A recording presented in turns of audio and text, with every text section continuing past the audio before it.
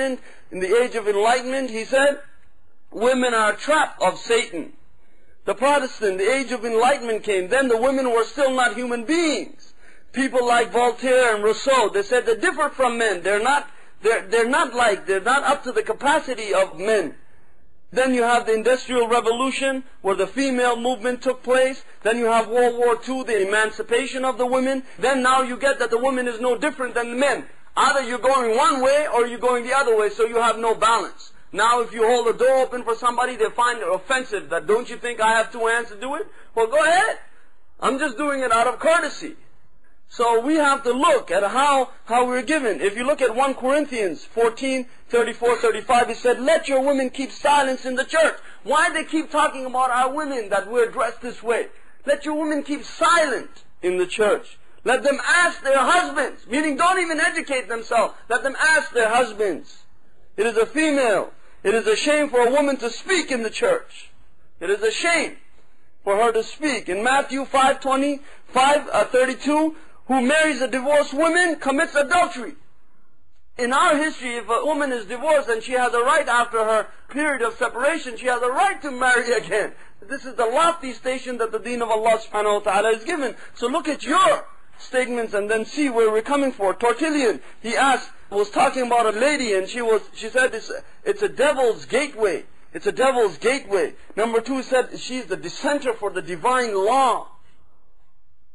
Can you imagine the first one who broke the divine law as a woman? That's how he's pointing. And you should destroy. You destroy so easily God's image, man. He as a lawyer should actually have shame on him.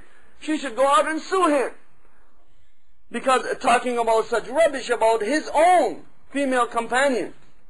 And I end with this, inshallah, that St. Thomas, he said, as regards to the individual nature, woman is defective and misbegotten. Defective and misbegotten. This is the head of the intellectual processes that took place in the Western civilization. He is still quoted as one of the head leaders. In the Orthodox Jewish morning prayer, it says, blessed be God, King of the universe, that thou hast not made me a woman. This is one of the dua in the morning. The Old Testament, it says that a childless widow must marry her husband's brother, and even if she's already married and regardless of her consent, so that she might bear a child for him. That's Genesis 38. And I end with this. If you rape, therefore marry. Deuteronomy 22, 28 and 30, 28 to 32. Where is the right of the woman? If you're raped, you must marry. So this gives a full right to go out and go and rape women? This gives you full right? Or if I rape a woman, then okay, then I should marry her. So if I want to marry a woman, I should go and rape her first? If I don't get her consent? This is what they're saying? So when they blame the Muslim woman for wearing the hijab itself, then be sure that if you point one finger, you're pointing 4 to yourself. And may Allah subhanahu wa ta'ala give us the tawfiq to learn the deen of Allah subhanahu wa ta'ala and to defend the deen. We should not be such people to have our head in the sand and our body outside the sand. Our sisters should cover their modesty and should wear the hijab with elegance and look beautiful in the sight of Allah subhanahu wa ta'ala, and never mind all these sick men gawking at them. And should the contract marriages with good brothers who are praying, who are fasting, who are taking care of their families, who are responsible. Responsible doesn't mean that he has a big bank account. Responsible means that he's out there, going out there to fend, because one day the bank account could finish and he could be useless to begin with. So you have to see the worth of the male that you're contracting. This is how the role of the lady should be. And may Allah subhanahu wa ta'ala give us the tawfiq to understand our deen and to defend His way. Ameen.